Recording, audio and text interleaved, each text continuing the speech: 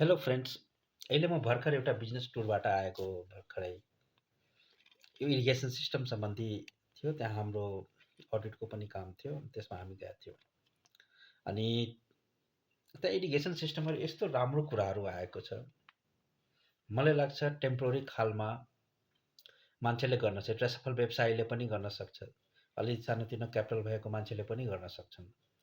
तर कुरा के छ भने अलि त्यसमा विवादको समस्या कहाँबाट आउँछ भने कि जसको जमिनबाट पाइप लग्ने हो तिनीहरूले ठाउँ दिँदैनन्।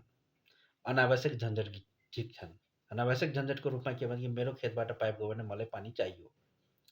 अब हामी त राजी होइन कि हामीले सबैलाई बाँडेर पानी दिने हो। अब पानी दिनु हो भने हामीले त्यसमा चार्ज लगाउनुपर्छ, किनभने त्यसमा मलाई सबै इन्स्टलेसन गर्नलाई पैसा चाहिन्छ।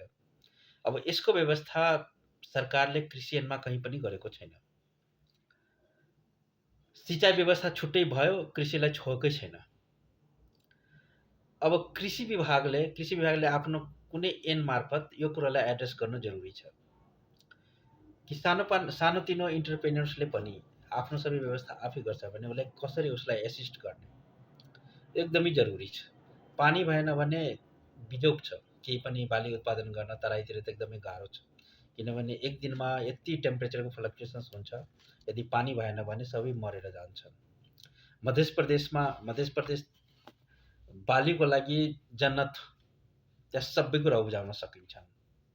धान पनि उत्पादन गर्न सकिन्छन्, गहुँ पनि गर्न सकिन्छ, तरकारी पनि गर्न सकिन्छन्। पेड पौधाहरू इमली भयो, तपाईँको इमली भयो, जिलेबी भयो, जामुन भयो, आँप भयो, सिसो भयो,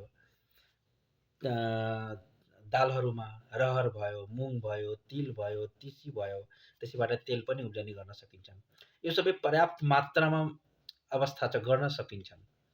तर के छ भने अलि नियमको संशोधन र पानीको व्यवस्था, नयाँ इरिगेसन जुन सिस्टम छ त्यो ल्याउनु पर्यो। किनभने राज्यले गरेन भने अब मान्छेले आफ्नै क्यापेसिटीमा गर्न त गर्न सक्छन्, तर धेरैजनाले गर्न सक्दैनन्। यसको लागि सरकारले वातावरण मिलाउनु पर्यो, नियम कानुनको संशोधन गर्नु पर्यो। यो गरिदियो भने मलाई लाग्छ कि मध्य प्रदेश एउटा उन्नत प्रदेश भन्न सक्छन्। यो मेरो शुभकामना छ। जय देश, जय नरेश।